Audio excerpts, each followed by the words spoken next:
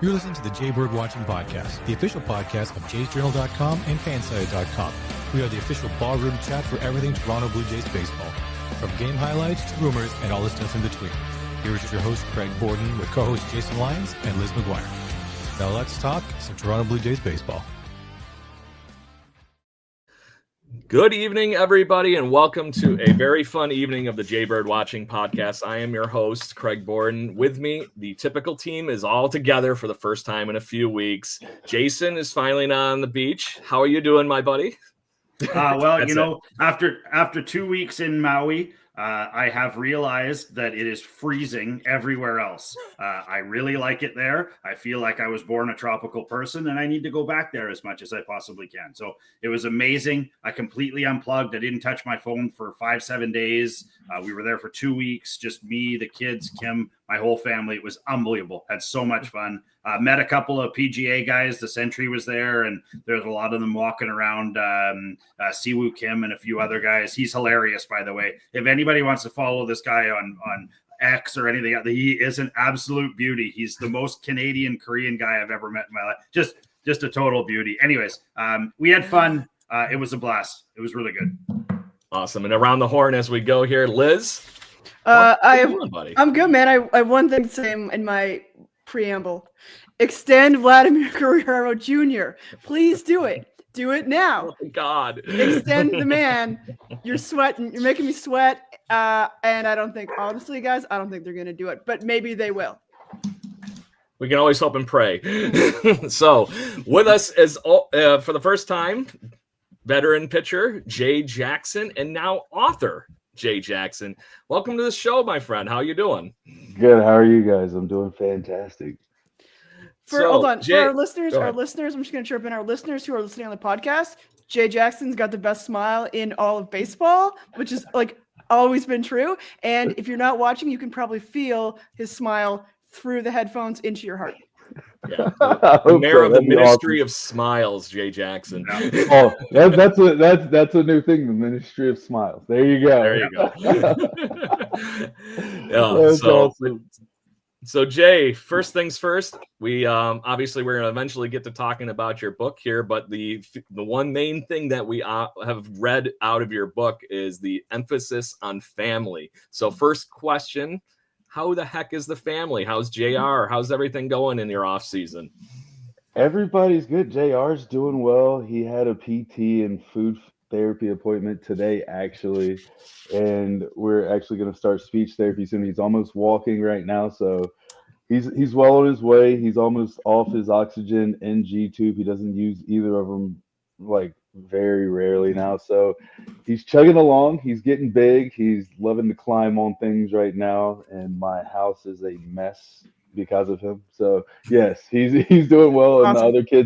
The other kids are doing well. Sam's doing well. The holidays were great. Me and Sam vacay finally to just get away from everybody, just like Jason did for a week. So yeah, everything's going well right now. I can't complain. In the process of rehabbing from a little injury that people don't seem to realize last year. People think I just got released out of nowhere because I was pitching bad with the Twins, but that's not really what happened. So. And Jay, pitching through an injury is no fun. As an aside, and just father to father, just so you know, I have 13-year-old twin boys that were born very premature. They were a total of 7.8 pounds between the two of them. So that's two little babies. So I went through the exact same thing you did. You talked about it. I've read it now a couple of times. And so my kids were both in ICU for a long time.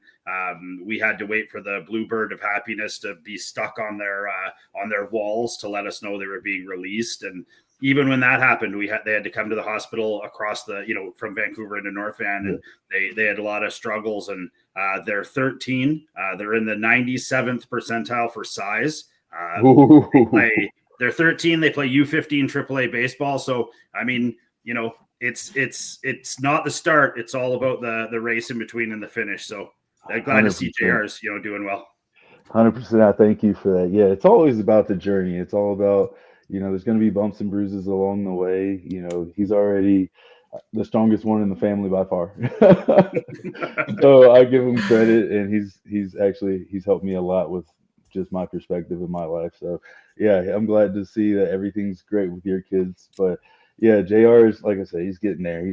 I like to say he's a little terror at times because he's so spoiled too, because all he does is get picked up by everybody all the time whenever he wants to. So, and rightfully so, right? He deserves it at this point. So I'm not complaining too much about it. Yep, he's getting that extra piece that he missed out on right off the bat. So even better. So to that point, eventually, just like Jason's kids, he's going to get too big and everybody won't be able to carry him around. So there's that little bit of reset or a piece to it process-wise. So Jay, back to you had mentioned the injury. How are you getting ready for spring? I know you are very actively trying to get back and get to the field because obviously, if anybody had a chance to play Major League Baseball that wanted to, we would selfishly want to be out there on the field goofing around and having a good time playing baseball with you. So how is everything going and you getting back to the field? Everything's going well. I should be finished hopefully in the next week or two. I'm guessing that they'll clear me for everything. I started lightly throwing and I started running and just getting down to the cutting and just pretty much fielding and things like that to make sure I'm able to do that and that my leg's good. And then shoulder's been holding up pretty good after the PRP injections and things too. So yeah, everything's going well. Should hopefully be good to go in the next week or so. Well, cleared in the next week or so, but everything feels good right now. I haven't had any setbacks so far. It's just been a long process over, the off season, not having a regular off season, especially this late in the career for sure, because you don't bounce back and you don't get to train like you used to. You have to like just touch and go more than it used to be. So it's interesting. I'm ready to see what I have in the tank and give it another shot. Yep. As the guy that just hit 40 and had his first back injury and sitting here, I know what you mean on that whole trying to get there. Backs are the worst. I think backs are the worst ones that you can have. Like that's tough. Those are it controls everything, right? So yeah, that whole fun with the core, right? So. But anyway, so let's talk a little bit about your career, buddy. Like I said, Jason mentioned we have a lot of youngsters that love to listen to the show here and love to learn from the people we have on the show. As you were coming up through your career, I think I read that you were a 9th round draft pick by the Cubbies. And obviously, like you said, you've had a lot of ups and downs and have been a great pitcher. But give some of these youngsters a little bit of insight to that whole thing about, just how you kept powering through all that to get to where you wanted to be. Yeah, 9th round back in the day was actually, I guess, not too bad because of how many rounds there were. Now you see they chopped them down. I don't even know how many rounds there are anymore. When I was, like you said, I was drafted 15 in or 16 sounds familiar for some reason. Yeah, somewhere like when I was coming up, there was 40 or there's 60, and then they chopped it down to like 40, like right before I got drafted, and I got drafted in the 9th round. And how it went when I was coming up was like the first like 9 rounds the first 9 rounds were pretty much like slot. Like you signed for like whatever the slot was. And then after the 9th round, like or 10th round, like guys could ask for more money just because like they weren't in the top 10 rounds, so to speak, type thing. So they make you feel less special, I guess. But like you see, I mean, just being a 9th rounder still it's a grind. I mean, I didn't make it to the big leagues till being in the minors for 8 years, but that was just me keeping my head down and just enjoying playing baseball, where you see a lot of times you want to be one of the guys that's in the 1st or 2nd or 3rd rounds, because a lot of times you get more opportunities to stay in the minors longer. You get those opportunities just because they have more invested in you. So I tell all the young guys, if you're going to do it, always try to be the best you can at it and just let the chips fall where they may, for sure. But first and foremost, if you're going to give your best at it and you're going to take the time to give your best at it, because it's going to be a lot of sacrifices, make sure it's something you truly enjoy, love, and like have fun doing. Like you don't want to just be sitting there doing something you don't like to do. For me, if I play next year, well, this year coming up, it'll be 18 years for 18 plus years of my life, because I've been playing baseball since I was 4 years old. So technically 33 years at this point. So to do something for that long, you don't want to have it be something that you don't enjoy doing. You want to have it be something that you truly enjoy doing, that makes you happy, that you can give your best to, because if you're giving your best to, normally you're actually helping the other people around you as well, because you're enjoying doing it. And so that rubs off in the right way. So I tell the kids all the time, if you love playing baseball, enjoy it, get to the point where you can't play anymore for sure. And just, again, put your head down and just do the best you can at it. Just make sure that you're truly having fun at it. Like I said, it took me 8 years just to get to the big leagues, which was crazy enough. And I had a lot of good years for me, I thought personally, in those years where I felt like I should have got called up. And even the year that I did get called up with the Padres in 2015, I felt like there's a couple instances earlier in that year where I felt like I should have been called up before I actually was too. So it's all in the timing of, baseball gets to be a political game at that point, but as long as you're having fun, you can deal with the politics and the negativity and some of the stuff like that. And like I say, always try to flip it around and turn it into a positive instead of just letting it continue to be a negative. I like how you mentioned this. Sorry, you mentioned this in your book about how you're intentional about your happiness and you're intentional about your gratitude. Yeah. Right.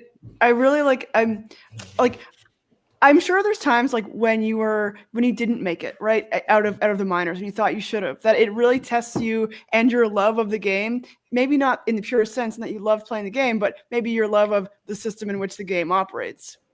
No, 100%. And it was more so I went through the good and bad of that too, because luckily, while I did get tested during that time and I was pitching well, luckily I was pitching well too, but I was lucky enough that at the time I was pitching well enough that I had a little dip because I was worried about other people instead of worrying about myself. Mm. And so I learned, so luckily I got to be a person that made it through that. Some guys don't. And so I learned from it. And then you take that and you, again, put it in the bank.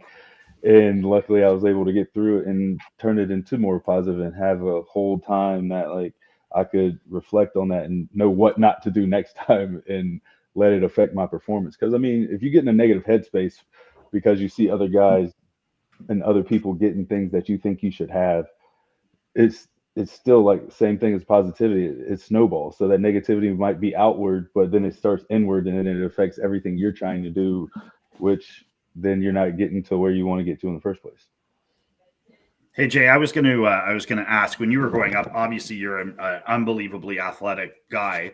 What other sports did you play, and did you keep did you keep those up to like in through the high school part? Did you play anything other than baseball in college or? Yeah. So growing up, I played every sport possible. Everything. I played. If you and I made up a sport, you'd play it. Like, yeah, 100%. Like, but organized wise, like I played baseball, I played basketball, I played football for like 4 years, just because all my friends were playing and whatnot. And then once I got to high school, my dad was like, "Hey, you need to pick 2 sports you want to play," because I was actually really good at baseball, basketball, and football at the time. Which, it is what it is. But like, he was like, "You need to pick 2, so you're gonna pick 2 of the 3." And I was like, okay, well, I really love basketball and I love baseball, so I'm just going to do those. I just happen to be pretty good at football at the time. So it was like, I'm not going to get hit that many times over the course of life for something that I truly don't love doing. That's why I tell football. I'm like, there it is. You have to love football, because I was just watching the games this past weekend where it was like, felt like 2 degrees outside, and I was like, you're just running into each other for one day and it's cold as anything and you don't feel it for that. But then that you truly have to like football and you truly have to love it. It's got to be more than just, I'm just out here for a paycheck at a certain point. That's why you see some of those guys check out in the third quarter, like, hey, I'm making a business decision because I know at this point I'm not doing this for a living. Were you watching Buffalo Bills football in the North? Is that what you were watching? That's me. But like I also, my dad was actually pretty good at a lot of sports too. So I played tennis with him. I lived on a golf course for a little bit, so I played golf too. I love playing golf now even more. But I played everything. I just enjoy. I mean, as kids, we were always outside too. So kickball, whatever you could do, flag football, tag.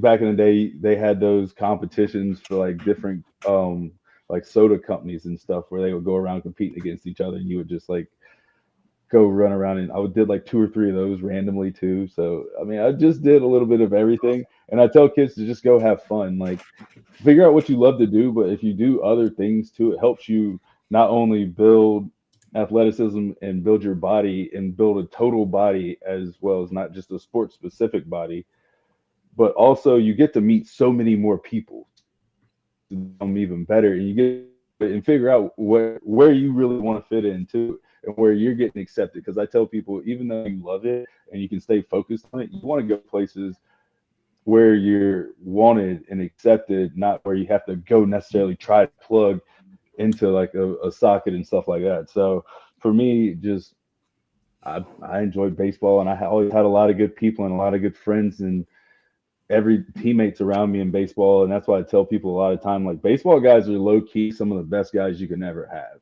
around, because like we're some of the chillest people of all time, I'd say, like, for sure. And we like to help. All that idle time in baseball, maybe, right?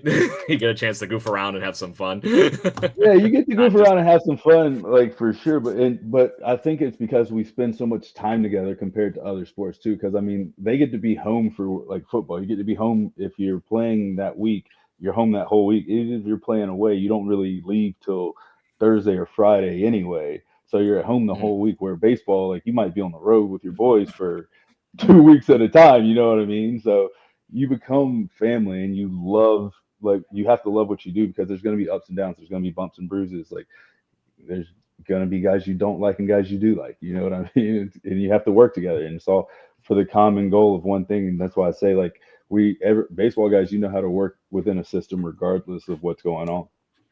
I think, like, if you're like, I always admire pitchers. If you can be down in the count and maybe, you know, you've got a few on and people are yelling at you and you can maintain your cool, like, you must be one of the chillest guys in the world, because that's insane. I'd just cry. I would just cry. Those are fun. Those are fun moments to talk to. You're always getting yelled at by somebody. I mean, Jason was a little league coach. Like, he knows, like, there's parents that yell at kids at that age. So you're always getting yelled at. League. No. It's horrible. The parents were so much worse than the kids will ever be anytime 100%. I was umpiring. So 100%. I still think one of my favorites of all time is a throwback Blue Jay, David Price, when he would actually check his pulse, and then he would press every time his heart beat until it got to where he wanted it to be, and then he would pitch. And people thought it was a tick, and I'm like, no. He's actually touching his pulse to bring his pulse down. I mean, he wouldn't work well in the pitch clock era, but that being said, you know, it's just Jesus. It's become, we're making baseball more entertainment than sport at some points, and it's getting, I mean, it is what it is. I understand what they're trying to do because the contracts are getting so crazy too, but I feel like we should. I mean, the whole point of baseball at the beginning, if you're a true baseball fan, was to go watch a game for 3 hours and not worry about it anyway. It wasn't about the time. It really wasn't about the time. It was about just going out there and enjoying something other than work or other than anything else for 3 hours. Yep. Yeah. It's. I think it's now something you don't even get a beer. Yeah, the fans. I find a lot of people. I'm a huge baseball guy. I love it. There's a lot of people who don't like it. They think it's slow. They think there's all these other. They think we need to speed it up. And I mean, I think truly, if you appreciate the game and you look at the depth of it, and how hard all parts of it are. There is no easy part. Like pick any position, any play, anything. There's no easy part. And you know, there's some parts of other sports are obviously, you know, like, you know, hockey is hard because you have to skate, you know, like there's basketball is hard because you have to do some other stuff in basketball that lots of people can't do. So, I mean, everything's got its nuances, but I mean, for the people who love baseball down deep, it's like you were saying, and you must have seen some incredible, amazing things, not only from the field, but from the dugout, where you're just like, wow, like that couldn't happen in any other sport. It's so poetic. It's so beautiful. And it just, you know, is there anything that stands out from your career that like one of those ones where you saw like a triple play or a guy go over the wall and catch it? Like,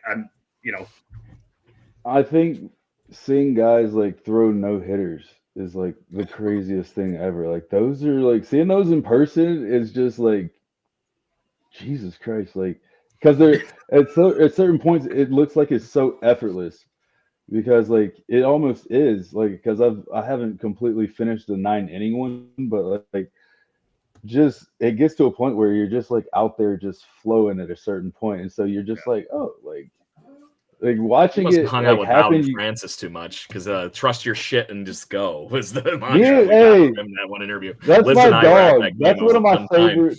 That's one of my favorite people ever, right there.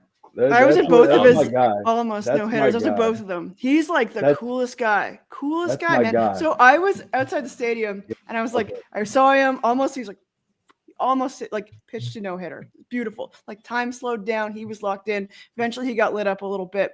And when I'm walking outside, I'm standing with some people and I just see him on a bike riding away. And I'm like, the chillest man alive. He's just riding a bike outside the stadium.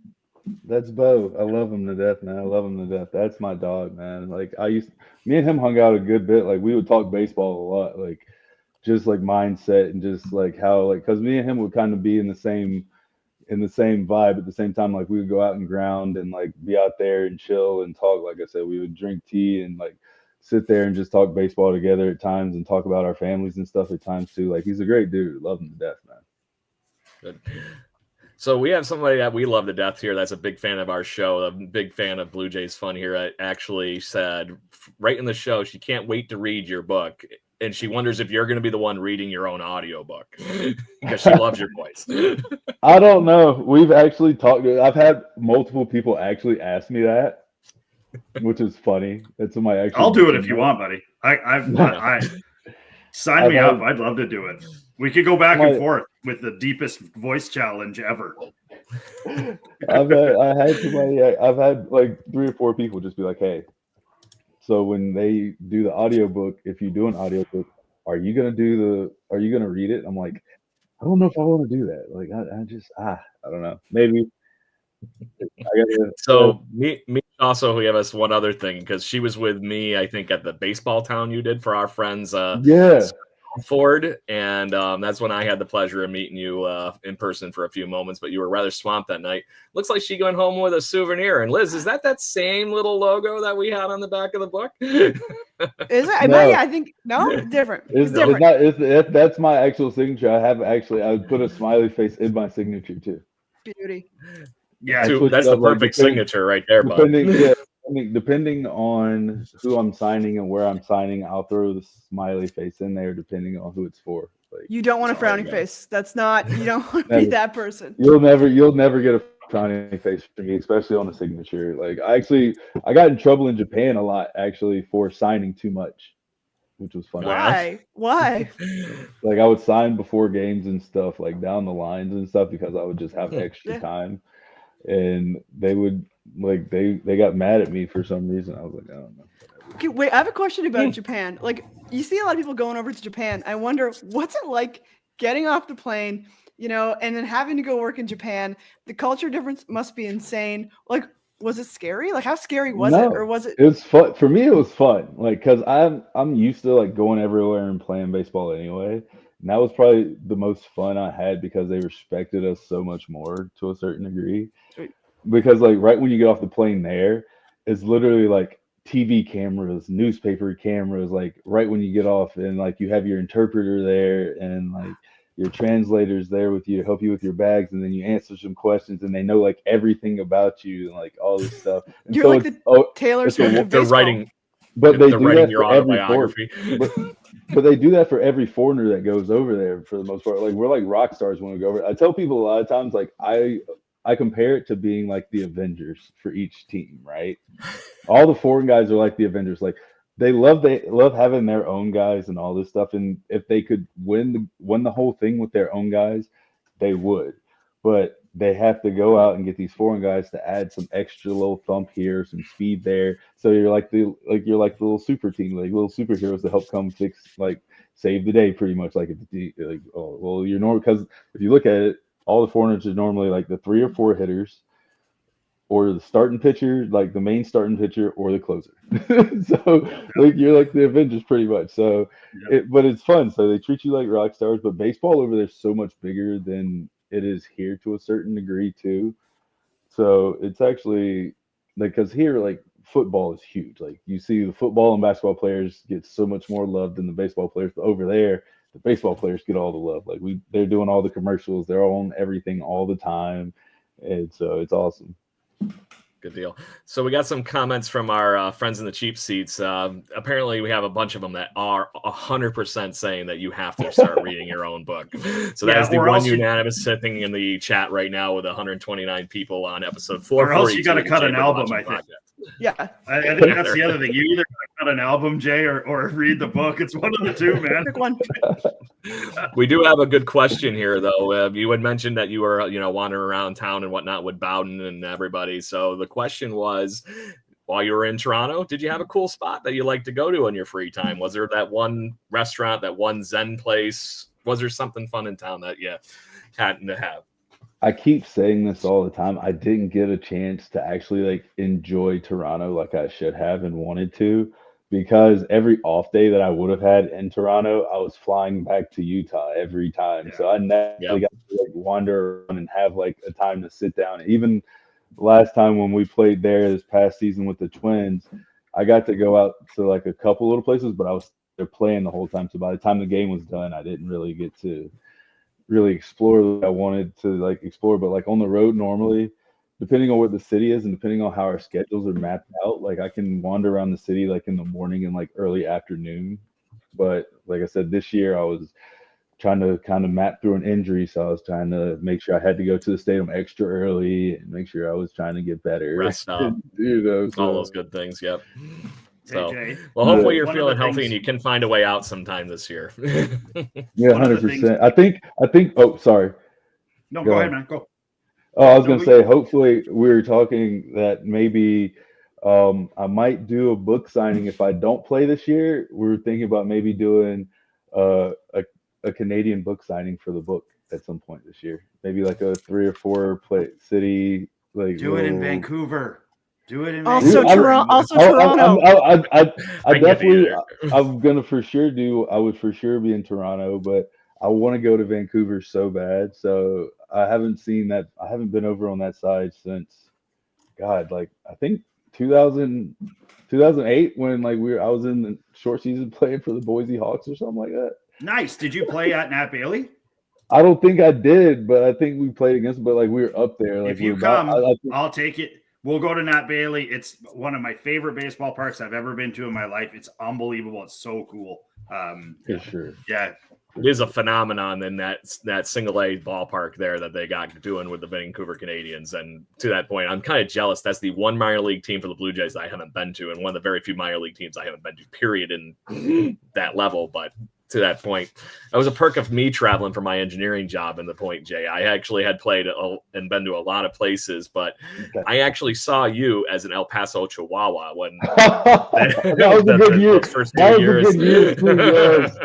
The Chihuahuas. That was like I said. That was one of my better AAA years when I had started. Like that's when the whole mindset shift had started and stuff. So yeah, like I had a great time in El Paso. Everybody was like, "Yo, like you're in El Paso." I was like, El Paso is awesome.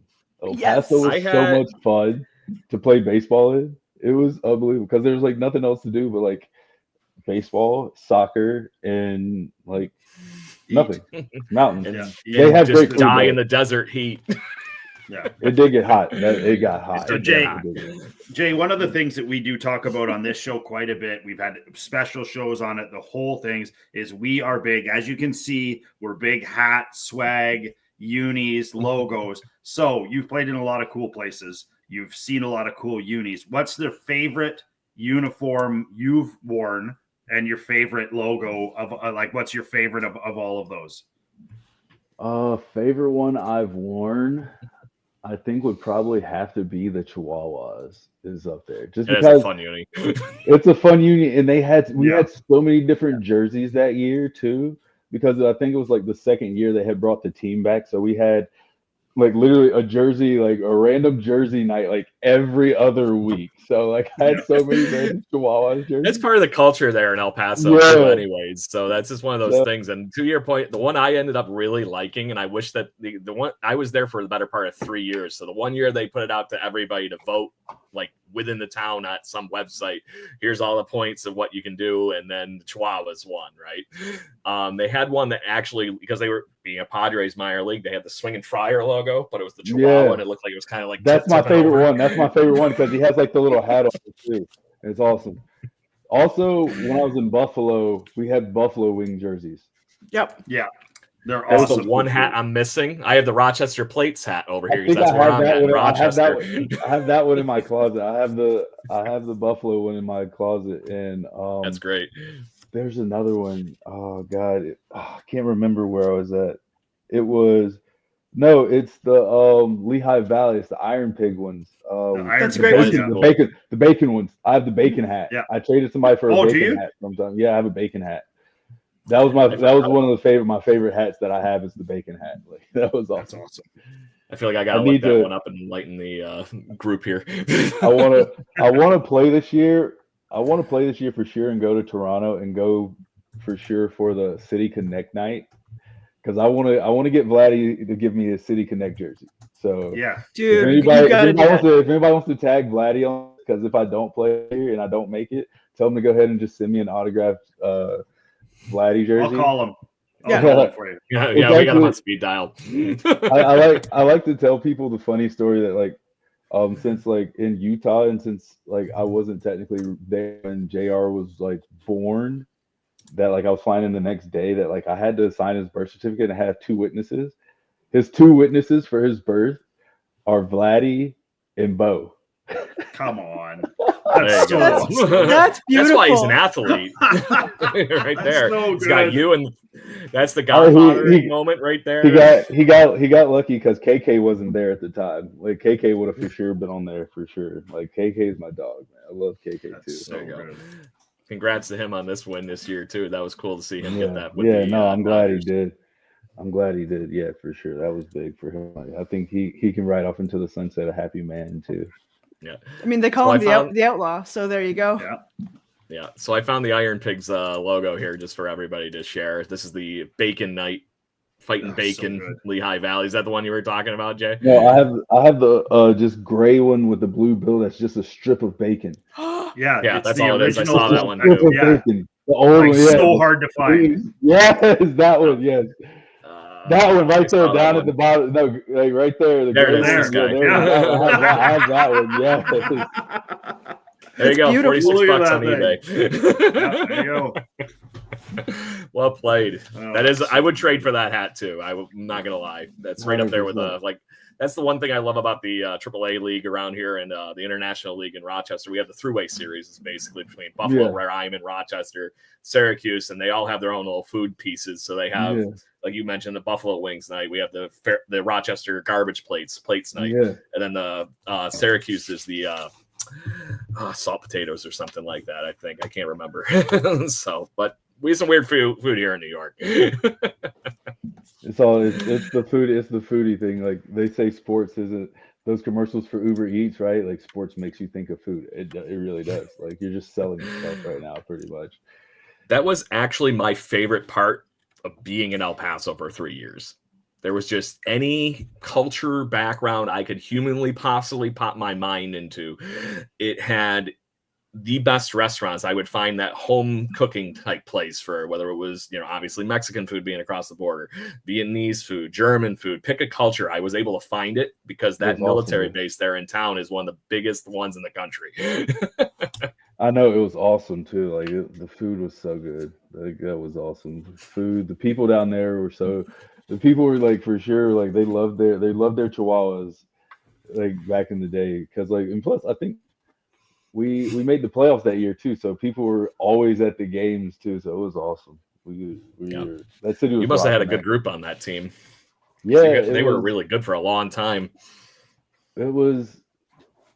That was the year when I was there. Was the year that AJ Preller had signed like all guys, like BJ Upton, Justin Upton, James Schill, like traded for all those guys. Craig Kimbrell, like Bud Norris, had Andrew Kashner there. But like AAA, like so we had all the guys that were on the big league team the year before, so we had a bunch of big leaguers, and then like it was just signing everybody too. So we had a bunch of guys, and we just ended up just like when we won the league, our division on I think like the second to last day against Reno. Sweet. All the fun places too. Yeah, that was the only bad part about clinching that year was because like we ended up clinching in Reno. Yeah. So we have a question from like I said, the cheap seats here with our buddy Michael, and he was wondering if you specifically called out dominating the Dodgers when you were a Blue Jay the one year. Man, he wrote it. It's in the book. And I was like, I remember that, and I watched the highlights. I mean, you quoted a specific game versus the Dodgers, I think. Yeah. Yeah. And I went back and watched it. I'd wear that one with a badge of honor. I went back and watched it, and I was so delighted by the whole thing.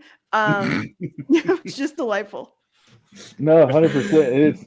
If you look on my Instagram too, like my friend he came in town that night to do a painting for me too, and like he got the video of like because that game was so just randomly cool too, because like I came out and they had like the lights and stuff going like for their closer and stuff.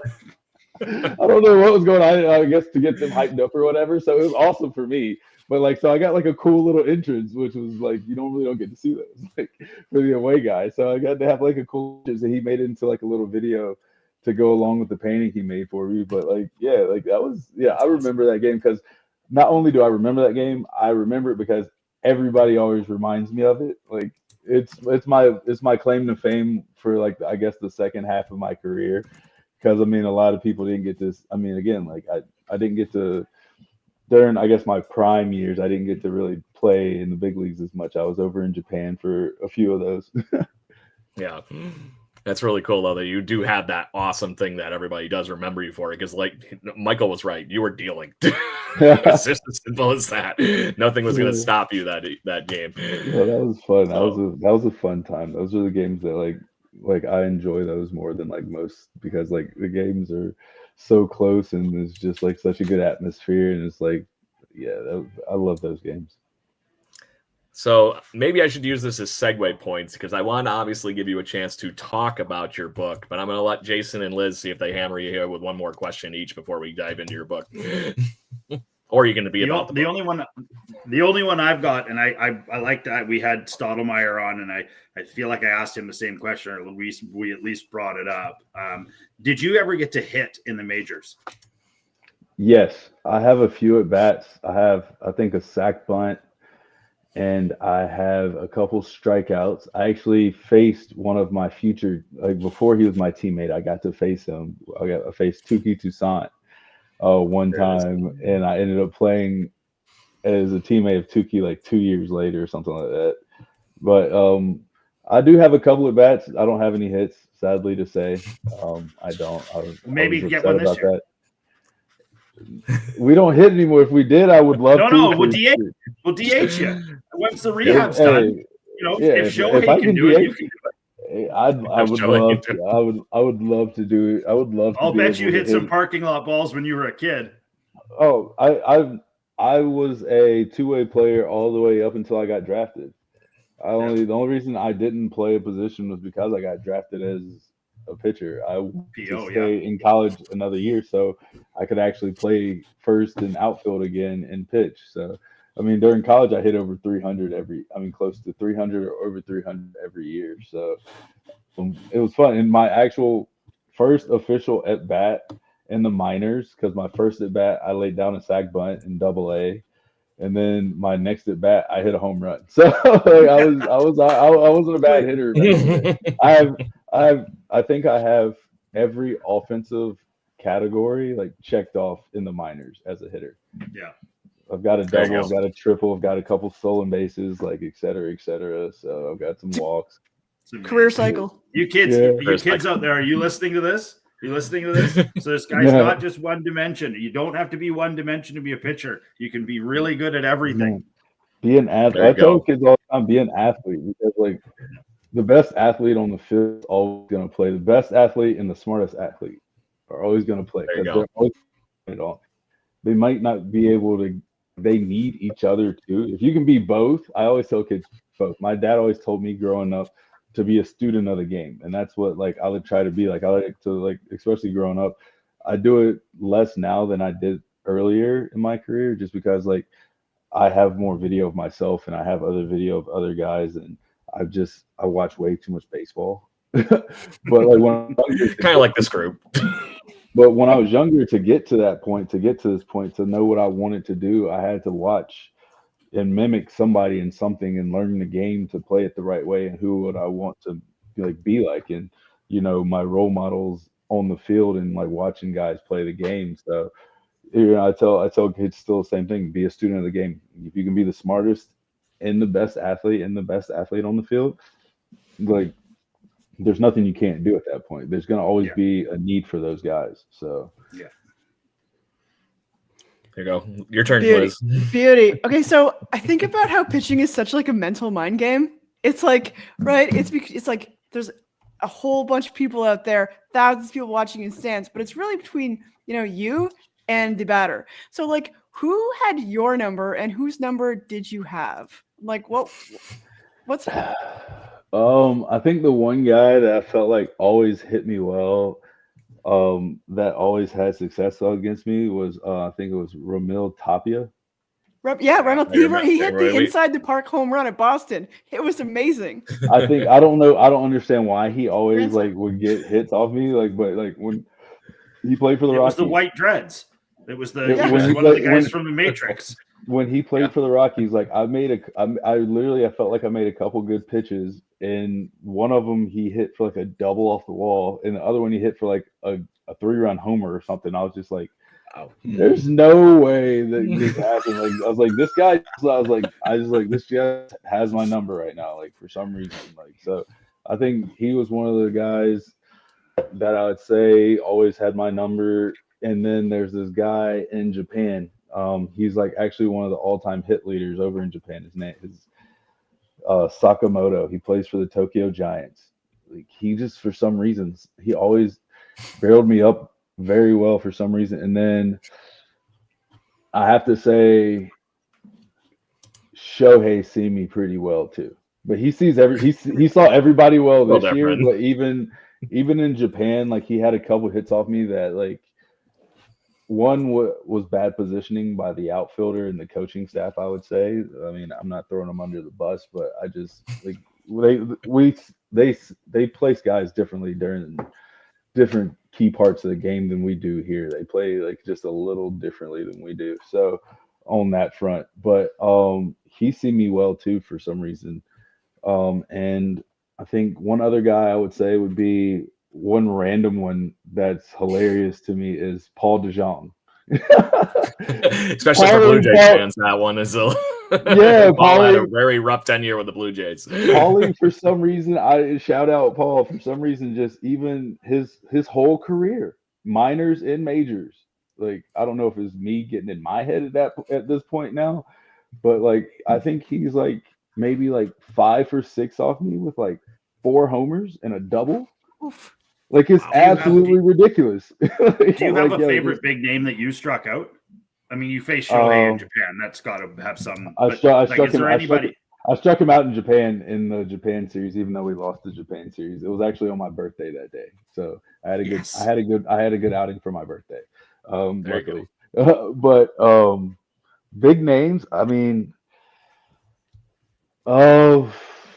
one where you got into bed that night and you pulled the covers up and you were like, Mike Trout can't get me, and just I don't think about it like that anymore. Like I never did. I never really thought about it because like most of the guys like I'm cool with. Like other times it's just like when you get between the lines, like I'm just like, yo, it doesn't matter who's in there. Like I gotta do my job real quick and go enjoy this thing because like I don't know how many more of these I'm gonna truly have anyway. Because I mean last year I struck out Judge.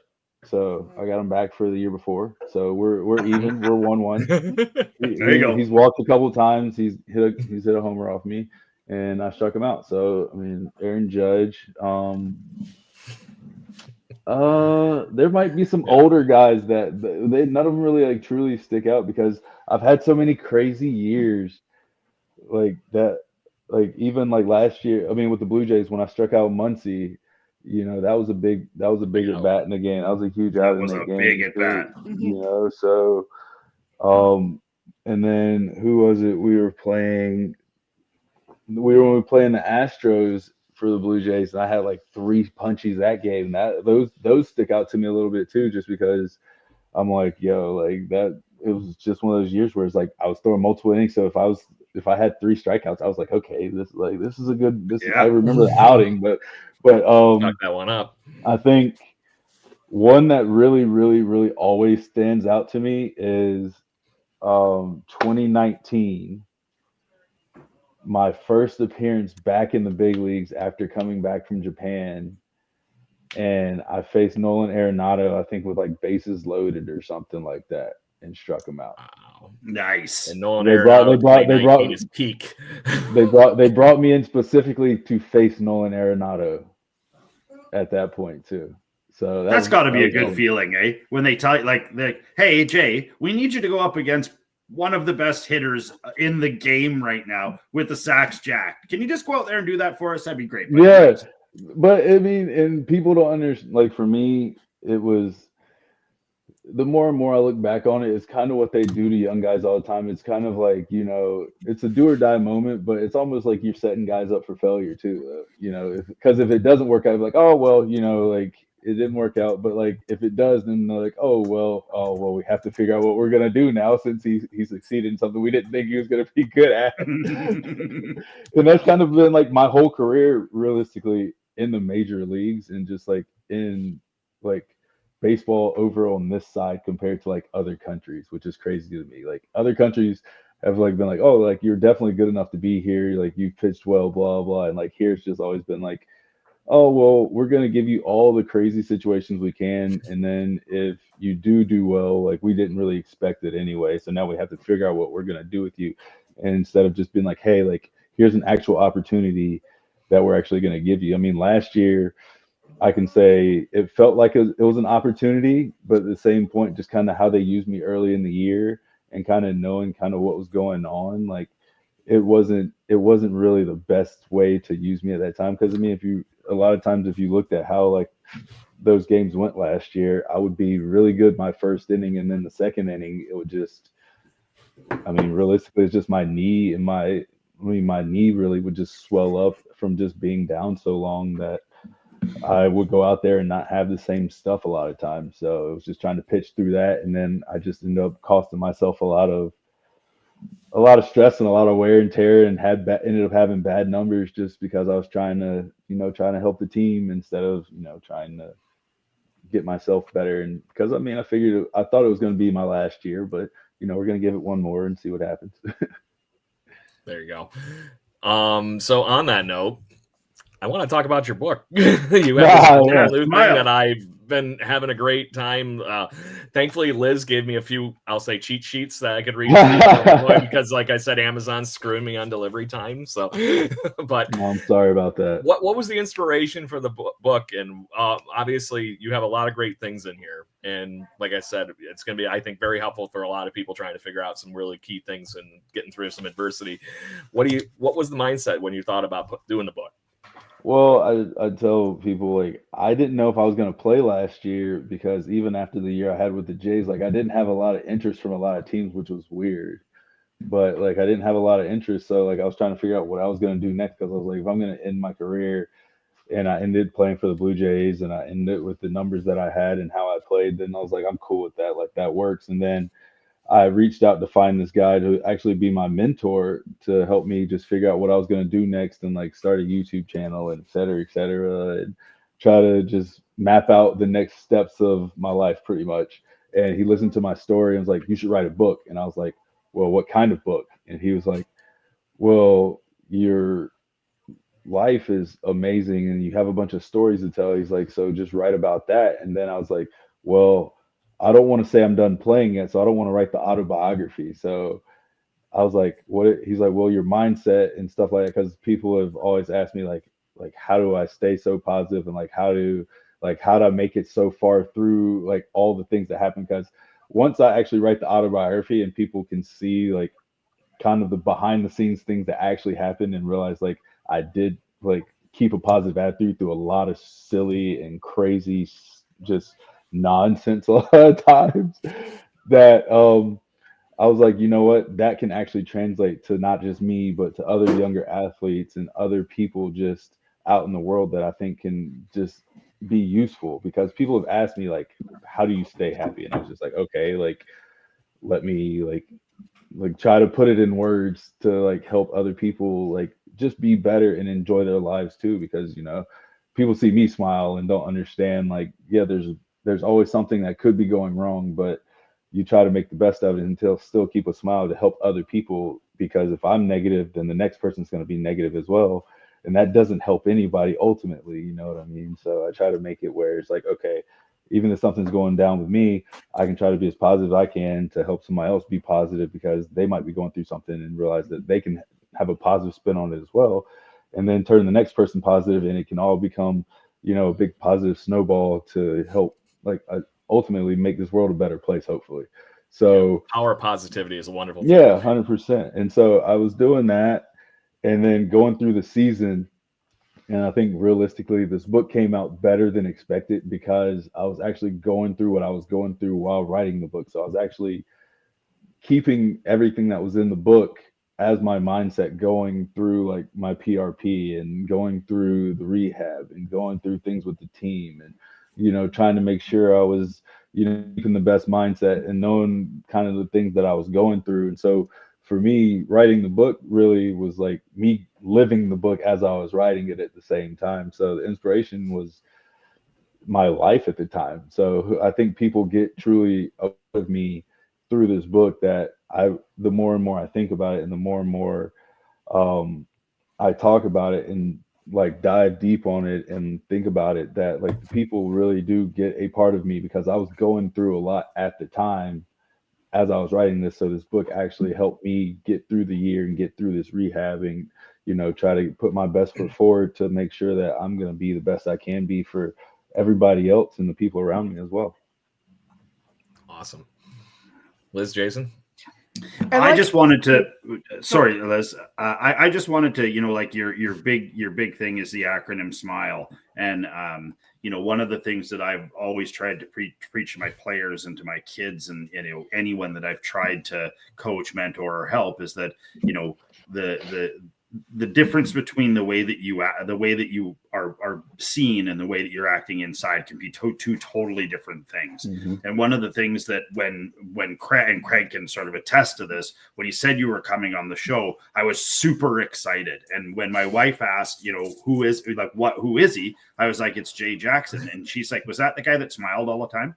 And I was like my wife will watch like if I sat down and baseball's on, she'll sit and watch it. She loves the game. She loves to watch the kids. But I mean, that was sort of a moment where I was like, everything that you talk about in the book about the outside reflection, and even though sometimes you're stewing inside, you've still got to be able to take that, turn it around, and look your teammates, look your family, look your other people in your life in the face, and be able to say, hey, like, things could be much worse. Yeah, I gave up a 3-run home run, or yeah, this is going on, or yeah, my job sucks, or whatever. But you've got to be able to exude that. And so when you take that acronym SMILE, and I mean, you can discuss it a little bit more, just sort of how you came to it. But when you decided on this being the sort of centerpiece of what your mantra is, just talk sort of about how that release came about, and how you were just, because you always I've seen pictures of you from years before that this was sort of your mantra, and you were happy then. So you've always been a happy guy,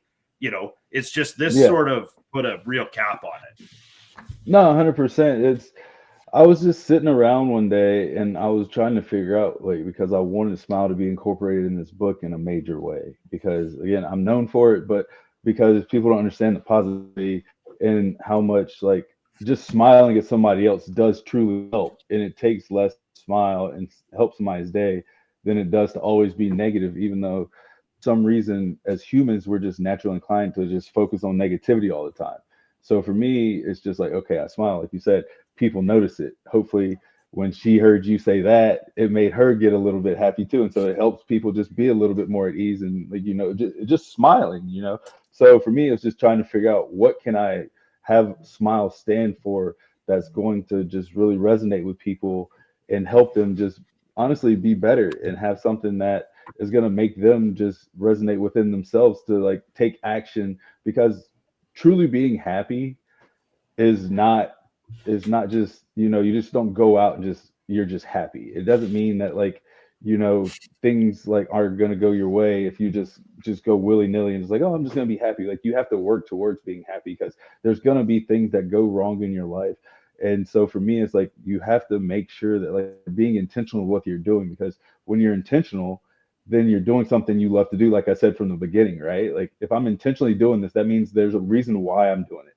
I should be enjoying what I'm doing to get to the point that's going to make me happy and be successful. And if I don't end up being successful at it, I still had fun and enjoyed doing it. So it doesn't matter if I'm successful or not. Like, people always, and I've had people ask me, like, again, with this book, like, hey, like, we're going to, like, how many books do you really want to sell? And I was like, it's not about the number of books that we sell with this book specifically. It's about the message that I'm giving out to people. And I hope they resonate with it. And I hope just for one person takes it and they're like, hey, like, I was successful and I made, $100 million because I changed my life because good things happened, because this, that, and the third, because of it. Then that makes me feel better, because, like, I helped somebody else reach their goal as well. And so for me, just, it started being like, okay, like, how can that be an influence to somebody else? And like you said, being intentional with your life efforts, normally you're doing something that's, again, should be enjoyable. And I tell people, as long as you're doing something that's happy and enjoyable for you and it's not harming other people, then why would you not go do it realistically? You know what I mean? Like, if you're not harming somebody else, it's not hurting anybody else, you're not getting in the way of other people, and you're enjoying your life, then times out of 10, you, by doing that, you're doing something that's intentional because you have a reason why you're doing it. But also, those times also lead normally to you helping other people too. And people don't realize that. Like, you doing things that you're not supposed to do normally ends up with you hurting other people or getting in the way of things that are supposed to happen. But doing things that you enjoy doing, that you love doing, that you're giving your best effort doing because you're intentional by doing it, then 9 times out of 10, there be some times that, again, things happen and you take steps back, but to take steps forward. But 9 times out of 10, you're actually going to end up helping either somebody else or somebody else around you figure out what they're supposed to be doing too. And then you can work together and it becomes a better situation than it was before, regardless. We got to get this man hooked up with our buddy Todd Stottlemyre. The two of you guys are so cut in the same idea here. We had him on a few months ago, and what was he called? He wasn't a motivational speaker. It was like he had a whole nother coin term for it. It's like I can't remember off the top of my head, but to that point, Jay, I reach out to him. He's a fun guy. I really think the two of you guys would be having some great conversations in that whole thing. Go ahead, Liz. I know you got a question before we wrap up. It's not even a question. It's more, I want to thank you, Jay, for this book, because it's like quite vulnerable, right? It's quite a vulnerable book. And it's you're right. It's not an ending book, or it's not an autobiography. It's a journey book. And in it, it's giving tools and tips on, how to, live as your true self, gratitude, resilience, what it means to fail, what it means to show up and finish well. And I think that what I really enjoyed about it was that you're talking about your own personal experience, but you're also drawing from a larger evidence base. Like, you're saying, you know what, this is what I think, but here's, what the scientists say, here's what the evidence says, right? So it's almost like a really helpful kind of tool book on how to live a rewarding life that is also about baseball, which is awesome. No, 100%. That was the goal for me to write this book, was, like I said, to make sure I gave people tips and tools to help them be more successful, be better, be happier. Because I like to tell people, I hate to coin this phrase, but like, my dad gave it to me. And again, I thank my dad a lot in this book as well, because he does help me like get this book and give me tips, and he's who I learned a lot of things from. But he called it like a universe soul like book, because like it's supposed to touch your soul, because it doesn't matter for me like where you're at in your life, like you should be able to pick this book up and find something from it, and it should help you. It doesn't matter if like you're doing well at the time, if you're at the top of your game, if you're at the bottom of your game, if you're struggling, if you're sad, like whatever space you're in, I feel like you can take this book and it should like give you some tips to like even be better or just be a little bit more like look at your life at what you're doing and just enjoy it just a little bit more if you're at the top of your game, instead of being like, you know what, like I gotta go do this, that, and the third to like do and take from somebody else. Like I can enjoy this and still be good at what I'm doing and realize that like I can help this person in the same way. Like, you know what I mean? It's not always about like, you know, tearing something down, but you can always like, you know, learn and build and figure things out, you know.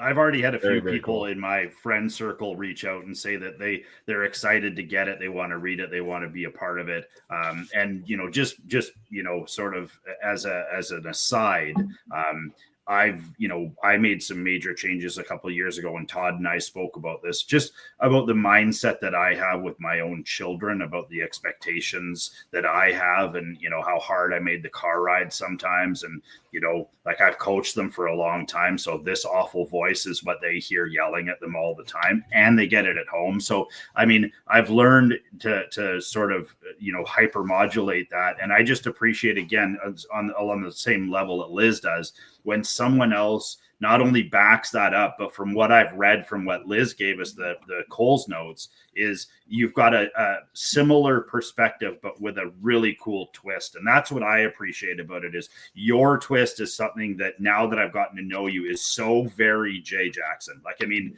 it is, and when you read it, you're like, oh, this sounds super cool. And he sounds like a super cool dude, great mom and great dad, and, you know, great wife, and blah, blah, blah. And it's all true. It's not bullshit.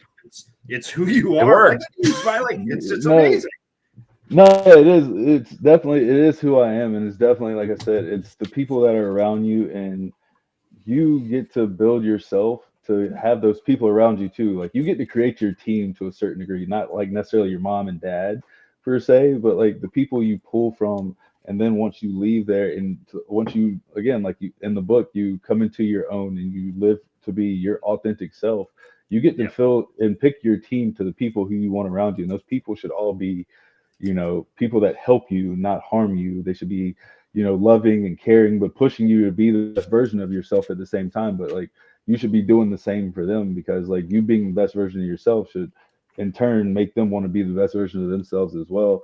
And again, thank you guys for saying that. Like, I show that it is backed by like some science and stuff like that, because I don't want people to think that like I'm just out here just saying stuff just for, like I say, I tell my agent and tell my friends and stuff, just for like shits and giggles, right? Like, I want to be like, hey, like, I'm doing this for a reason, and that's honestly to help you. And it doesn't matter who you are. Like, I want to be able to be helpful. I want to be here.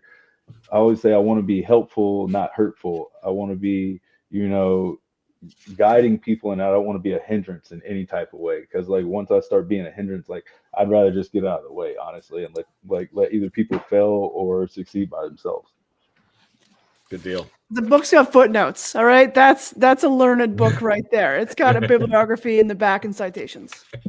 Greg, good stuff. I think Michael had one pertinent question, and then we should let Jay get the rest. Is it the one I happen to mark by any chance? Because that was the one I figured I had to make sure I did. It definitely is, and it's been bugging me that we've left it in the chat. It's a nice bookend, right, for where we are for Jay. It's a great bookend. It's a great bookend. So, Jay, obviously we had been talking about your book. You are actively gearing up for trying to get ready for spring training, but I know you got the podcast. You got a great book out. What does post baseball maybe look for Jay Jackson? I don't know. I'm waiting to see what options I truly have once I truly say I'm done playing. I know that my university that I went to disbanded their baseball team a few years ago, and they're actively trying to get it back, and they want me to be a huge part of it when they get it back, either possibly a head coach or maybe a consultant or something like that. But I feel like I know a couple of Canadian kids that would like to be drafted by it. Just, yeah, I'm putting it out there. We'll see. And I want to see what happens, sure, but I want to be a part of just helping in any way I can. I definitely want to help the younger generation of baseball players. I do for sure. Selfishly, I want to help the younger generation of African American baseball players and especially African American pitchers because like not only pitchers but the baseball players, like the numbers have just been going down. I see the minors and we talked about it on my podcast and I've talked about it on other people's podcasts before. You see the numbers in the minors be a lot greater than you see the representation in the major leagues. And like, so the correlation is not adding up somewhere. I don't know where that is, but I want to be able to help guys navigate that and make sure that they're getting to the big leagues. But I also definitely want to help other teams. I mean, I've been to so many teams, I've been to so many places. Like I said, I've been doing the little motivational speaking thing. I had my first keynote speech in I think it was November, October. October. I believe October. I had my first keynote speech over in Sacramento at their university. So I'm doing that. And then I also definitely want to be able to speak to kids and speak to teams and speak to companies. And I want to be able to help just wherever I can for this purpose. But it's definitely going to be like I'm going to be in baseball somehow. I don't know how yet. I definitely want to be a consultant or a speaker to like the teams and the baseball teams around the country, not just, you know, if a specific team wants me to be there and help their guys, like for sure. But I definitely want to help as many people as I can, as many baseball players, and as many, like I said, just people in general first, but then specifically baseball players and future baseball players. So the game of baseball is left in the right hands and the right people are playing the game of baseball. The people that love the game of baseball are playing it because you see guys now and you see baseball, like, again, become more such an entertainment thing. I feel like a lot of guys are playing baseball for just the wrong reasons now because you see the contracts and you see like, oh, well, I can go to drive line and pick up a ball, or I can go to this place and pick up a ball and throw 90. Like I can go play baseball. It's like, it's not that easy. You like the grind is not that easy. Like a lot of guys that love the game of baseball are getting knocked out because of those guys, even because of the talent level, because like these guys are talented and they're and again, you see it with just the organizations and the cultures of different teams now where you see that it's just all about the talent and it's not about the game of baseball. We talk about it all the time. We talk about it all the time. So I also think, Jay, don't sell yourself short, buddy. You should look into doing the international stuff, like speaking to the youth of North America about the opportunities that aren't on this rock. Like, I mean, there is so much baseball going on globally. Like Spain's exploding, Australia's exploding, 100%. The Netherlands exploding. They love it in Japan. They love it in all over the world. And I mean, you've been to different places. So, I mean, that might be another good venue for you talking to kids about don't concentrate so much on making the MLB. Like, if you want to play baseball and you truly love it, go play it somewhere else. Yeah, everywhere. You can play everywhere. No, me and Trayvon talk about it on our podcast about how he invites guys all the time to go play in his league all the time because it's a great league and there's so much good baseball that's being played there and so many guys are getting signed to go play there anyway. But again, like you said, there's so many countries that are playing baseball now and so many guys can play baseball at home and people don't understand that. And for me, my dad was just talking to me about it the other day. He's like, do you remember when I was talking to you and I was telling you like, and I was asking you like when you were going to stop playing baseball? This is like 10 years ago, like before I even probably made it to the big leagues. I think he's going to have to remind me of the exact date when I write the autobiography. But he asked me like, when are you going to stop playing? Because he's like, I could probably go do something else and be more successful and make more money at the time. And I was like, as long as I have enough money to take care of me and my family and pay the bills and I'm enjoying this game still, I'm going to keep playing. Like I'll figure it out if I need more,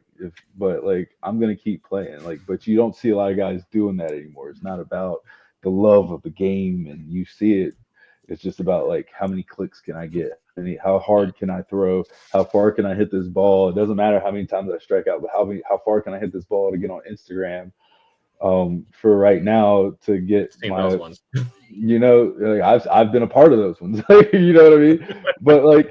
But at the same point, it's not about playing the game where it's like, okay, man, on first and second, like let me get the ball over to the right side of the infield or over to the right side. So I put my teammates in position so we can win this game to win the championship. You can't just and guys like teams don't understand that, and teams and players don't understand that you have to do those small things, and that in turn builds the culture around it. Like, and it's just a whole long thing. Like it's going down a rabbit hole, but like we could go all let me night, put a bow on it for you before I give you your shameless self-promoting bit. I definitely want to get around the country and get around the globe for sure to talk to as many teams and people, and like I said, not just in baseball, just athletes in general, like you said, because again, there's so many different sports in each country that like you can go play if you love playing it, that like you can stay at home and they might not pay you and you might not get the contracts like you see in America or all these other places, but if you're good enough and you play the game the right way, somebody will find you. You will get somebody will find you, and you will get paid. They will pay you for it too. So, for sure, like or you just have Bear League softball, like I have fun at the age of 40. That's my next adventure in the next probably 5 to 10 years. I'm gonna go play some. Guy's I'm gonna go play some softball. I'm gonna go play some softball. I played in one tournament one time back in the day when I was younger, and I was playing. It was like right center field, I believe it was. I was playing right center, and I caught a fly ball, and a guy tried to tag up from second to third, and I threw this softball. And I mean, obviously, I don't throw softballs, and I hit this dude square in his back, and it was hilarious. And I just That's awesome. I was like, all right, you know what? I was like, I'm not gonna throw the ball anymore. I'll just give it to somebody else, like, because I'm not gonna blow my arm out and like just start killing people. Like, I don't know where this ball's going. Like, we're just gonna leave it alone. Just show up like Jason Worth and look like you're some random guy showing up in there's a video that floated around a few years ago where you're just dropping bombs. Yeah.